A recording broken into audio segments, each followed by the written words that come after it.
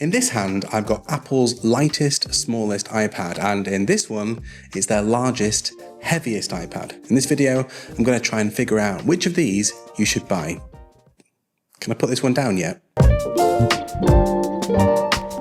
Well, this keeps coming up again and again in my comments, and on paper it might seem a bit of a strange question. Should I buy the mid-priced iPad Air or the pocket-sized iPad mini? And to make this even more ludicrous, I've decided to pit the monster 13-inch M3 powered iPad Air up against the new 7th gen iPad mini. We're going to try and answer that question by looking at how they differ in terms of everyday usability, and I'm talking about speed and power, screen quality and size, accessory options, and I'll share my thoughts on who I think should consider buying each of these. I'll also look at the old Apple pricing ladder to see at what point an Air might make sense over a mini. Now, I have to be honest, I feel a bit sorry for the iPad Air. When the iPad Air was released 11 years ago, it was a marvel of engineering, Apple's thinnest and lightest iPad yet. And 11 years later, it's still called the iPad Air, and it's been recently updated with a new Apple Silicon chip and 2 different size options, but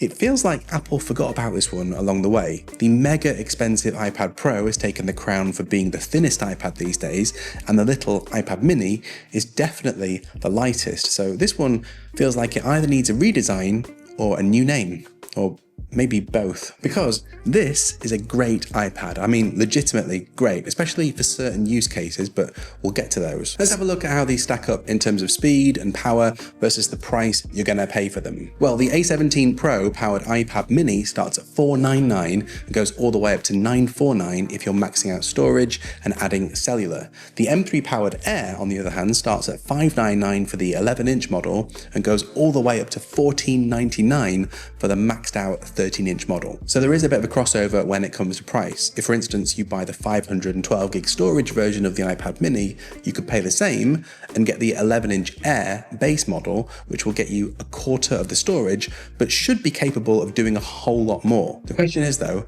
is that extra processing power in the iPad Air worth it? In terms of raw power, my Geekbench testing found some pretty interesting differences on single core, multi-core and GPU performance, and this should be expected as the M3 chip is much more powerful. I mean, that thing is powerful enough to run a full-blown MacBook Air after all. It also packs 2 more CPU cores and 4 more GPU cores than the iPad mini, so on paper it should be very happy with high intensity tasks. But in terms of my real-world testing, you're unlikely to spot anything crazy in terms of performance differences between these 2 iPads. I've used both of these for gaming, for example, and yeah, there is a difference in screen size which might affect certain types of games, but you know, they're both pretty speedy. Likewise, just zipping around the OS like most iPad users spend most of their time doing works just fine. Both screens are bright and responsive, and I never once felt that one was lagging over another.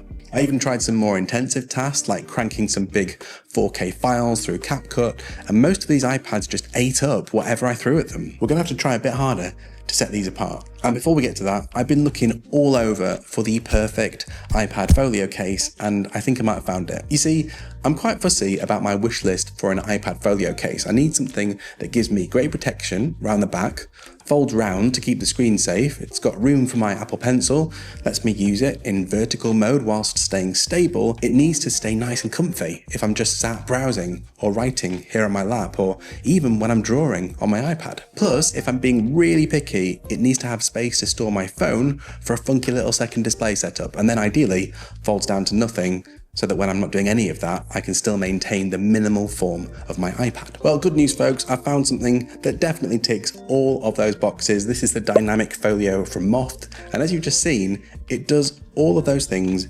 beautifully. Moft have clearly been paying attention, because let me tell you, it is nearly impossible to find a decent iPad case that'll let you stand your iPad up vertically, and trust me, I have looked. This one actually has 2 vertical modes for browsing, reading, or even using as an external display. There's also theater mode, which is perfect for watching content, floating mode, which lets you stand things up at an angle for calls or note-taking. My favorite though is this creative mode, where you can easily grip the case or put it on your knee whilst browsing or drawing. And although this model is available for for all iPad sizes. Any iPad mini fans will know it is super hard to find a decent case for this one. Not anymore. Check out my link in the description, and thanks to Moft for sponsoring this video. Now, you might assume that things will start to break out a bit when we look at iPad screens, but here's the surprise. Both of these iPads have exactly the same screen.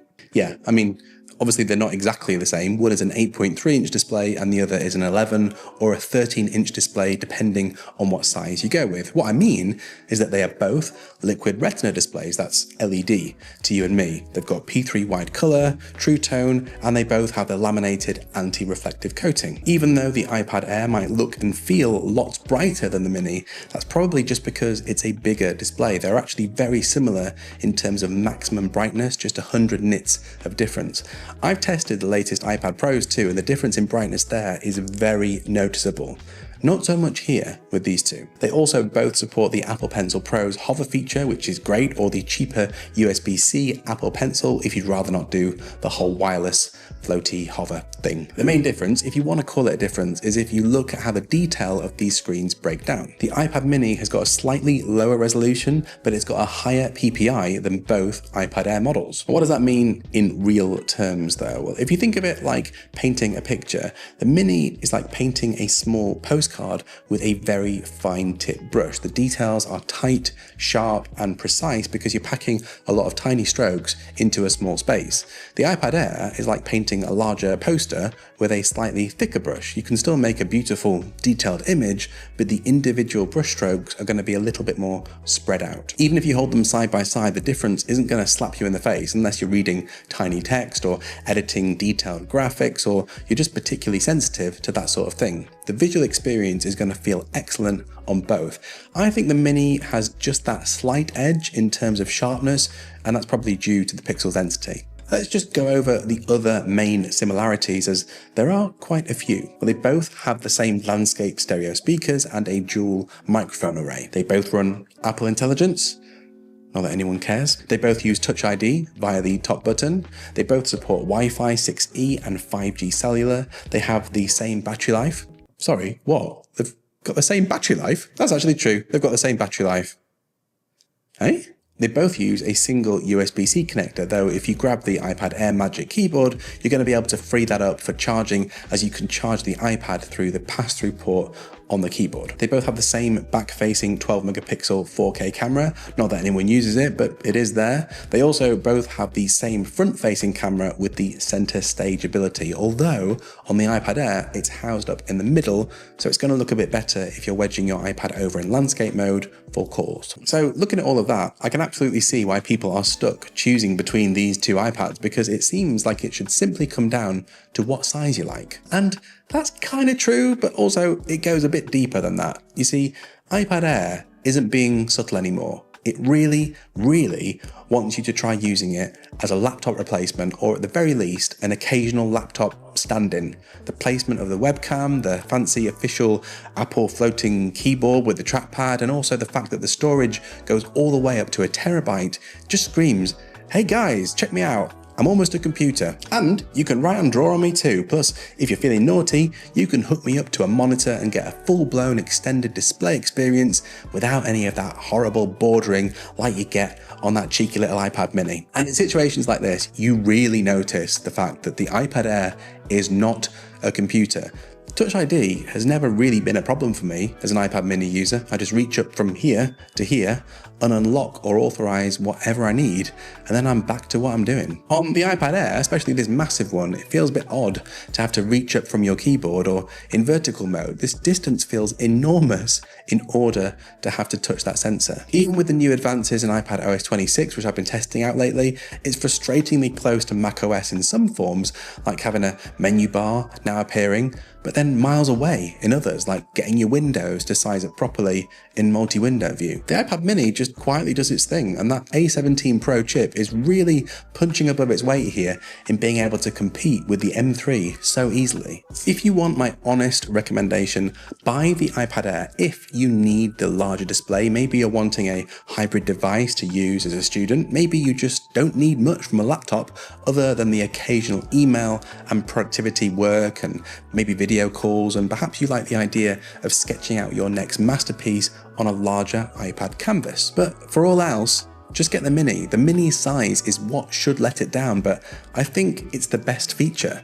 You've got almost an identical feature set to the iPad Air, and you can still fit it in your pocket. If you need to use a keyboard and mouse, just get a Bluetooth one and it'll work fine without adding any more bulk to your setup. And whilst iPadOS 26 has made the larger iPads feel tantalizingly close but frustratingly far from being more Mac-like, on the mini, there's no pretense here. It just adds to the pure iPad experience and makes it even better.